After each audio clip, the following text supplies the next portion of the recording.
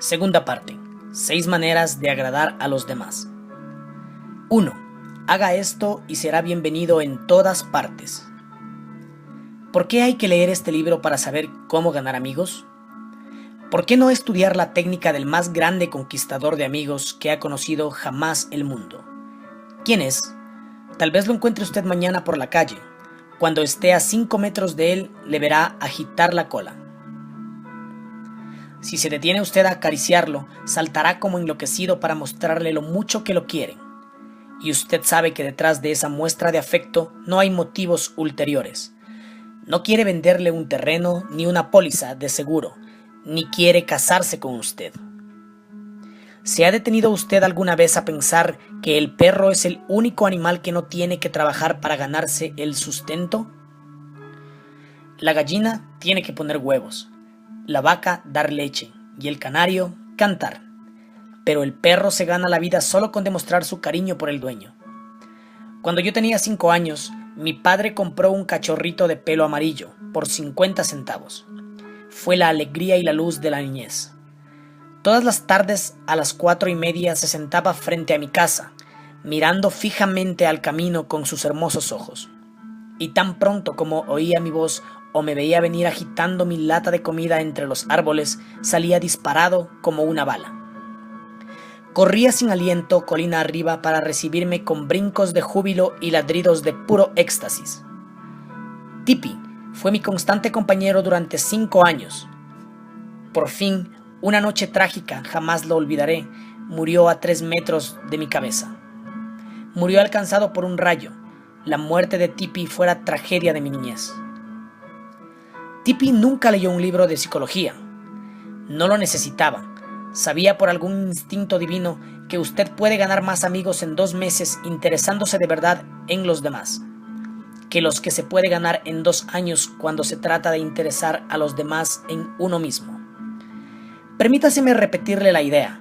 Se pueden ganar más amigos en 2 meses si se interesa uno en los demás, que los que se ganarían en 2 años si se hace que los demás se interesen por uno. Pero usted y yo conocemos personas que van a los tumbos por la vida porque tratan de forzar a los demás a que se interesen por ellas. Es claro que eso no rinde resultado. Los demás no se interesan en usted, no se interesan en mí, se interesan en sí mismas, mañana, tarde y noche. La compañía telefónica de Nueva York realizó un detallado estudio de las conversaciones por teléfono y comprobó cuál es la palabra que se usa con mayor frecuencia en ellas. Sí, ya ha adivinado usted, es el pronombre personal yo. Fue empleado 3.990 veces en 500 conversaciones telefónicas. Yo. Cuando usted mira la fotografía de un grupo en que está usted, ¿a quién mira primero?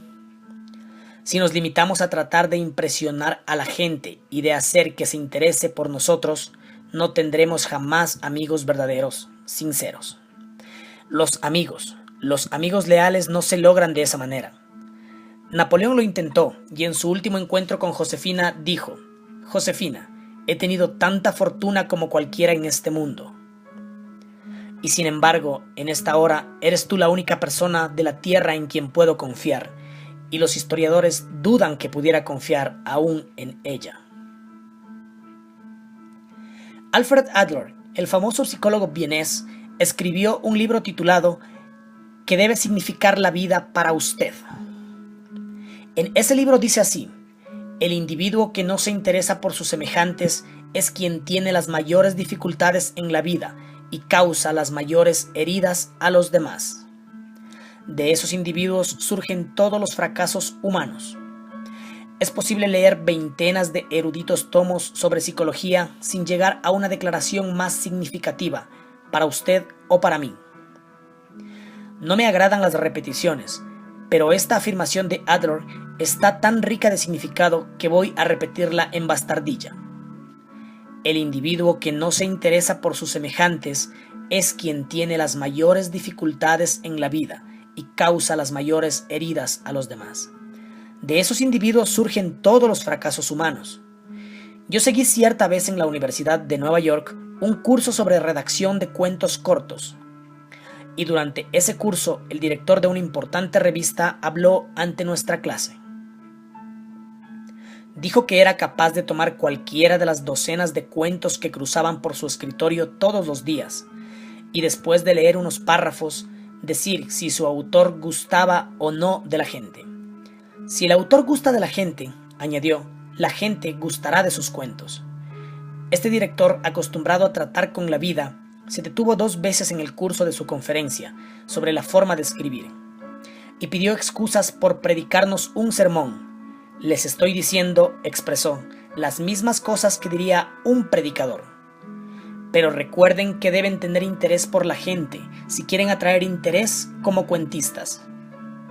Si así ocurre con los cuentistas, puede tenerse la seguridad de que lo mismo es triplemente cierto en cuanto a las relaciones con la gente. Yo pasé una noche en el camarín de Howard Thurston, la última vez que se presentó en Broadway. Thurston, el decano de los magos. Thurston, el rey de la prestidigitación, durante 40 años viajó por el mundo entero, una y otra vez, creando ilusiones, engañando con sus tretas al público y haciendo que la gente quedara boquiabierta de asombro. Más de 60 millones de personas pagaron entrada por verlo actuar y así consiguió ganar casi $2 millones. En esa ocasión pedí al señor Thurston que me confiara el secreto de sus triunfos. Su instrucción no tenía nada que ver con ellos. ¿Por qué huyó de su casa siendo niño? Fue vagabundo por los caminos, viajó en trenes de carga, durmió en pajares, pidió comida de puerta en puerta y aprendió a leer gracias a los carteles que desde un vagón de carga veía junto al ferrocarril.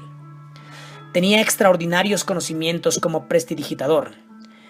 No, me dijo que se han escrito centenares de libros sobre pruebas de magia y que muchísimas personas saben tanto como él. Pero Thurston tenía 2 cosas de que carecían los demás. Primero, la capacidad necesaria para que su personalidad llegara al otro lado de las candilejas. Conocía la naturaleza humana. Todo lo que hacía, cada gesto, cada entonación de la voz, cada elevación de una ceja, había sido cuidadosamente ensayado con anterioridad, y sus actos respondían a una perfecta noción del tiempo. Pero, además, Thurston tenía verdadero interés por el público. Me refirió que muchos prestidigitadores miraban al público y decían para sus adentros, «Bien, ya tenemos otro montón de tontos. ¡Qué bien, los engañaré!». Pero el método de Thurston era del todo diferente. Me confesó que cada vez que entraba al escenario se decía, «Estoy agradecido a toda esta gente que ha venido a verme. Son ellos quienes me permiten ganarme la vida en forma tan agradable.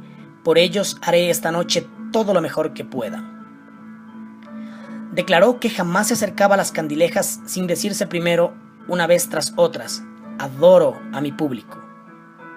Adoro a mi público». ¿Ridículo? ¿Absurdo? Tiene usted derecho a pensar lo que quiera. Yo no hago más que repetir sin comentarios una receta utilizada por uno de los magos más famosos de todos los tiempos. George Dickens, de North Warren, Pensilvania, se vio obligado a retirarse de su negocio de estación de servicio, después de trabajar en él durante 30 años, cuando se construyó una nueva autopista por el sitio que ocupaba su establecimiento. Al poco tiempo, los días ociosos de un jubilado empezaron a aburrirlo, por lo que trató de ocupar el tiempo tocando en su viejo violín. Pronto empezó a viajar por toda su área, asistiendo a conciertos y visitando a consumados violinistas. En su estilo humilde y amistoso, se interesó por conocer el pasado y las ideas de todos los músicos que conocía. Aunque él mismo no era un gran violinista, hizo muchos amigos en el mundo de la música. Asistió a toda clase de eventos musicales y los aficionados a la música country de todo el este de los Estados Unidos llegaron a conocerlo como el tío George, el rascador de violín del condado Kinshasa. Cuando conocimos al tío George tenía 72 años y disfrutaba de cada minuto de su vida. Gracias a su interés en otras personas, logró crearse una nueva vida en un momento en que la mayoría de la gente considera terminados sus años productivos. Ese mismo era uno de los secretos de la asombrosa popularidad de Theodore Roosevelt. Hasta sus sirvientes lo adoraban. Su valet James Amos escribió cerca de él un libro titulado Theodore Roosevelt, héroe de su valet. En ese libro narra Amos este ilustrativo incidente. Mi mujer preguntó una vez al presidente qué era una codorniz.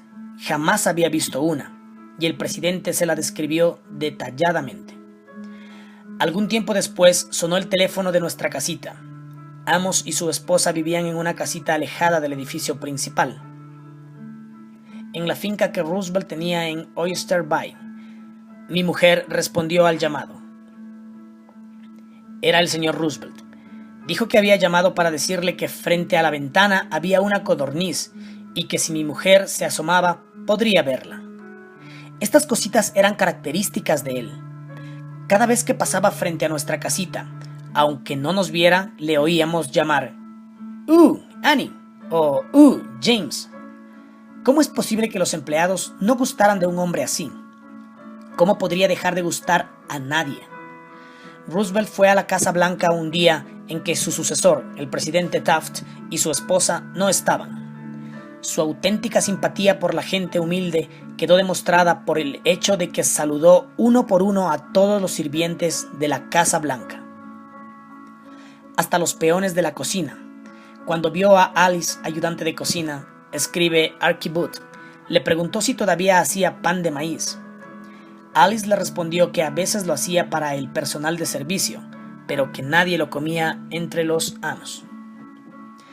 Muestran muy mal gusto, repuso Roosevelt, y ya se lo diré al presidente cuando lo vea. Alice le llevó un trozo de pan de maíz y Roosevelt fue hasta el despacho principal comiendo y saludando a jardineros y criados al pasar. Hablaba con cada uno como no lo había hecho en el pasado. Iker Hubert, que había sido ujier en la Casa Blanca durante 40 años, me dijo con los ojos llenos de lágrimas: es el único día feliz que hemos tenido en casi 2 años y ninguno de nosotros lo cambiaría por un billete de $100. El mismo interés por la gente, al parecer sin importancia, ayudó al representante de ventas Edward Sikes, hijo de Chatham, Nueva Jersey, a conservar una cuenta. Hace muchos años, nos dijo, visité a clientes de la empresa Johnson & Johnson en el área de Massachusetts. Una cuenta era la de una farmacia en Hingham. Cada vez que iba a este negocio, siempre hablaba con el empleado de refrescos y el del mostrador unos minutos antes de hablar con el dueño para recibir la orden. Un día el dueño me dijo que no tenía interés en comprar productos de Johnson & Johnson, porque consideraba que esta firma estaba concentrando sus actividades en los supermercados, en detrimento de las farmacias chicas como la suya. Salí muy decaído y di vueltas por el pueblo varias horas. Al fin decidí volver a la farmacia y tratar de explicarle nuestra posición al dueño. Cuando volví a entrar, como siempre, saludé a los empleados. Al verme el dueño me sonrió y me dio la bienvenida. Me dio una orden de compras que superaba las suyas habituales. Lo miré, sorprendido, y le pregunté qué había sucedido para hacerle cambiar de opinión desde mi visita anterior, apenas unas horas antes. Me señaló al muchacho que atendía el mostrador de refrescos y dijo que cuando yo había salido antes, este joven había venido a decirle que yo era uno de los pocos vendedores que venían a la farmacia que se molestaba en saludarlo, a él y a los otros empleados. Le dijo al dueño que si había un vendedor que se merecía hacer buenos negocios, era yo. El dueño estuvo de acuerdo y siguió siendo un buen cliente. Nunca olvide que un genuino interés en la otra persona es la cualidad más importante que pueda tener un vendedor, o en realidad cualquier persona. Por experiencia personal he descubierto que se puede lograr la atención y la cooperación hasta de las personas más ocupadas de los Estados Unidos, si uno se interesa debidamente en ellas. Un ejemplo. Hace años yo dirigía un curso de literatura en el Instituto de Artes y Ciencias de Brooklyn, y quisimos que escritores tan importantes y ocupados como Caitlin Norris, Fannie Hurst, Ida Tarbell, Albert Payson, Terhune y Rupert Hughes fueran al instituto y nos hicieran conocer sus experiencias.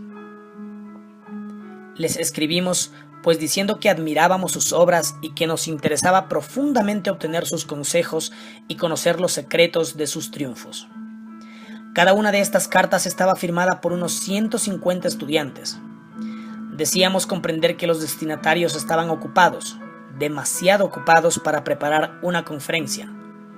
Por ese motivo, acompañábamos una lista de preguntas para que las respondieran con referencias acerca de ellos y de sus métodos de trabajo. A todos les gustó la carta. Aquellos escritores famosos dejaron sus tareas y fueron hasta Brooklyn a ayudarnos. Con el mismo método, persuadí a Leslie Shaw, secretario del Tesoro del gabinete de Theodore Roosevelt,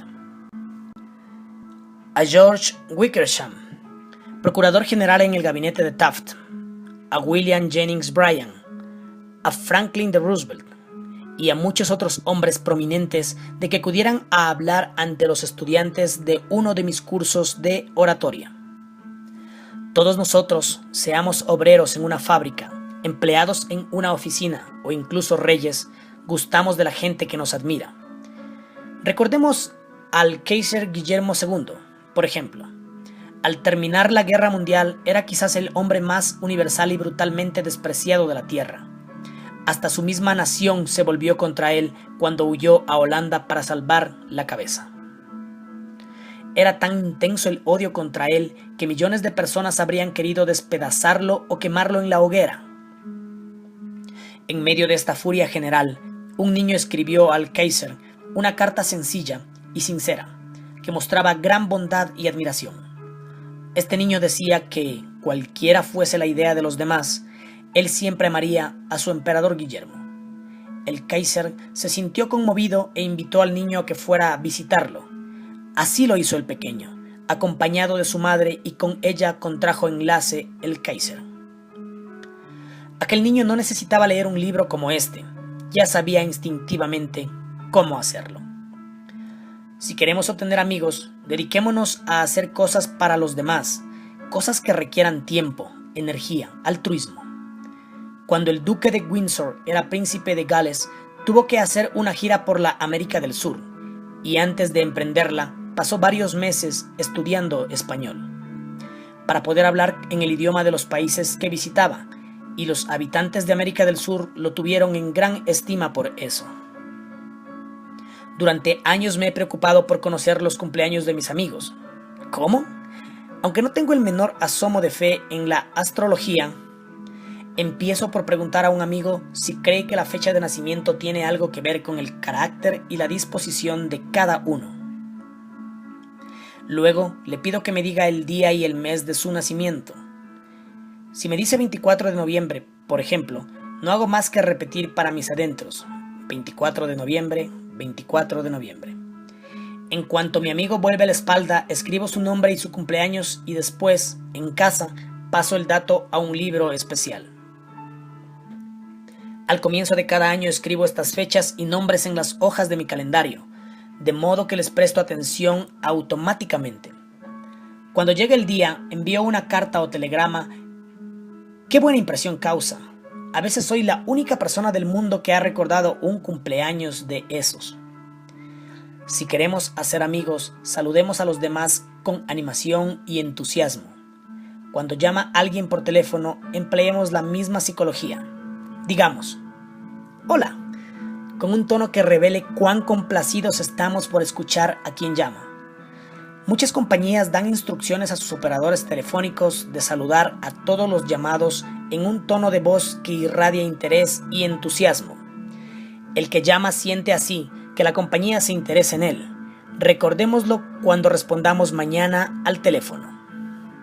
Mostrar un interés genuino en los demás no solo le reportará amigos, sino que también puede crear lealtad a la compañía por parte de los clientes. En un número de la publicación del National Bank of North America de Nueva York se publicó la siguiente carta de Madeleine Rusdell, una depositante. Quiero que sepan cuánto aprecio a su personal. Todos son tan corteses, tan amables y serviciales. Es un placer que después de hacer una larga cola el cajero la salude con una sonrisa. El año pasado mi madre estuvo hospitalizada durante 5 meses, cada vez que visité el banco. Mary Petruccello, una cajera, se interesó por la salud de mi madre y se alegró de su recuperación. ¿Puede haber alguna duda de que la señora Rosdell seguirá usando los servicios de este banco? Charles Walters, empleado en uno de los grandes bancos de Nueva York, fue encargado de preparar un informe confidencial sobre cierta empresa. Solo sabía de un hombre dueño de los hechos que necesitaba con tanta urgencia. El señor Walters fue a ver a ese hombre, presidente de una gran empresa industrial. Cuando el señor Walters era acompañado al despacho del presidente, una secretaria asomó la cabeza por una puerta y dijo al presidente que no podía darle ese día ningún sello de correos. «Colecciono estampillas para mi hijo, que tiene 12 años», explicó el presidente al señor Walters. El señor Walters expuso su misión y comenzó a hacer preguntas.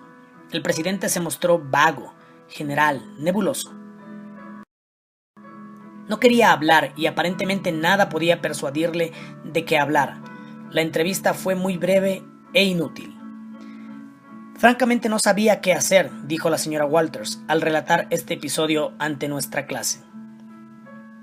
Pero entonces recordé a la secretaria, las estampillas y el hijo. Y también recordé que el departamento extranjero de nuestro banco coleccionaba estampillas llegadas con las cartas que se reciben de todos los países del mundo. A la tarde siguiente visité a este hombre y le hice decir que llevaba algunas estampillas para su hijo. ¿Me recibió con entusiasmo? Pues, señor, no me habría estrechado la mano con más fricción si hubiese sido candidato a legislador. Era todo sonrisas y buena voluntad. «A mi George le encantará esta», decía mientras examinaba las estampillas. «Y mire esta es un tesoro». Pasamos media hora hablando de estampillas y mirando retratos de su hijo, y después dedicó más de 1 hora de su valioso tiempo a darme todos los informes que quería, y sin que tuviera yo que pedírselo siquiera. Me confió todo lo que sabía, y después llamó a sus empleados y los interrogó en mi presencia. Telefoneó a algunos de sus socios, me abrumó con hechos, cifras, informes y correspondencia. Como dirían los periodistas, tenía yo una primicia. Veamos otro ejemplo. Knafle Jr., de Filadelfia, había tratado durante años de vender combustible a una gran cadena de tiendas, pero la compañía seguía comprando el combustible a un comerciante lejano y lo hacía pasar en tránsito frente a la oficina del señor Knafle.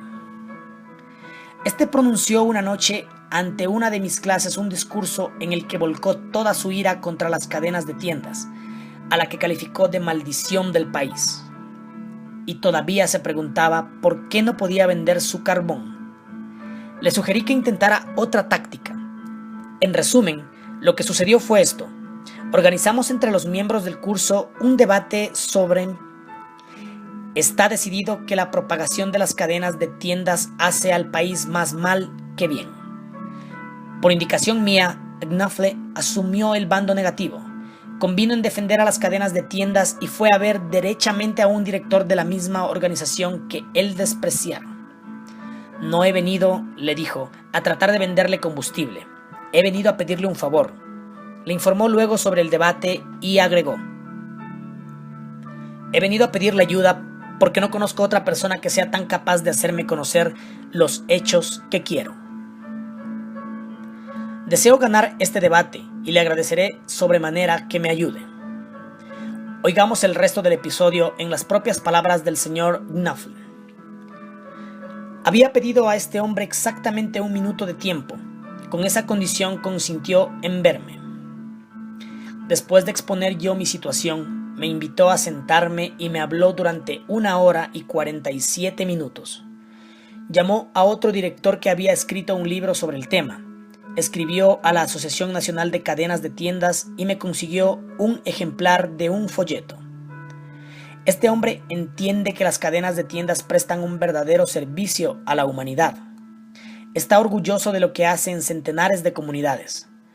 Le brillaban los ojos al hablar, y he de confesar que me abrió los ojos sobre cosas que yo jamás había soñado. Cambió toda mi actitud mental. Cuando me marchaba, fue conmigo hasta la puerta, me puso un brazo alrededor de los hombros y me deseó felicidad en el debate. Y me pidió que fuera a verlo, otra vez para hacerle saber cómo me había ido. Las últimas palabras que me dirigió fueron: haga el favor de verme dentro de unos días. Me gustaría hacerle un pedido de combustible. Para mí, aquello era casi un milagro. Ofrecía comprarme el combustible sin haberlo mencionado yo siquiera. Conseguí más en 2 horas interesándome honradamente en él y en sus problemas que en muchos años de bregar porque se interesara en mí y en mi producto. ¿No ha descubierto usted, señor Nuttall, una verdad nueva?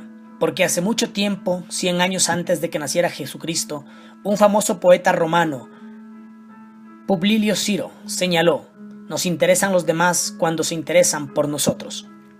El interés, lo mismo que todo lo demás en las relaciones humanas, debe ser sincero. Debe dar dividendos, no solo a la persona que muestra el interés, sino también a la que recibe la atención. Es una vía de 2 manos. Las 2 partes se benefician. Martin Ginsberg, que siguió nuestro curso en Long Island, Nueva York, nos contó cómo el interés especial que había tomado una enfermera en él había afectado profundamente su vida. Era el día de Acción de Gracias, y yo tenía 10 años. Estaba en una sala de beneficencia de un hospital, y al día siguiente se me haría una importante operación de ortopedia. Sabía que lo único que me esperaba eran meses de confinamiento, convalecencia y dolor. Mi padre había muerto. Mi madre y yo vivíamos solos en un pequeño departamento y dependíamos de la asistencia social. Mi madre no podía visitarme ese día porque no era día de visitas en el hospital. A medida que transcurría el día, me abrumaba cada vez más el sentimiento de soledad, desesperación y miedo. Sabía que mi madre estaba sola en casa, reocupándose por mí, sin compañía alguna, sin nadie con quien cenar y sin el dinero siquiera para permitirse una cena de día de Acción de Gracias. Me subían las lágrimas y terminé metiendo la cabeza bajo la almohada y tapándome todo con las frazadas. Lloré en silencio, pero con tanta amargura que me dolía el cuerpo entero. Una joven estudiante de enfermería oyó mis sollozos y vino hacia mi cama. Me hizo asomar la cabeza y comenzó a secarme las lágrimas. Me contó lo sola que estaba, pues debía trabajar todo el día y no podía pasarlo con su familia. Me preguntó si quería cenar con ella. Trajo 2 bandejas de comida, pavo, puré de papas, salsa de fresas y helado de crema de postre. Me habló y trató de calmar mis temores, aun cuando su hora de salida eran las 4 de la tarde. Se quedó conmigo hasta casi las 11 de la noche. Jugó a varios juegos conmigo y no se marchó hasta que me quedé dormido. Desde entonces han pasado muchos días de Acción de Gracias, pero nunca paso uno sin recordar aquel.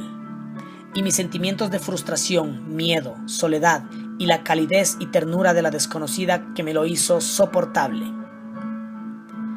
Si usted quiere gustar a los otros, si quiere tener amigos de verdad, si quiere ayudar a los otros, al mismo tiempo que se ayuda a usted mismo, no olvide esto.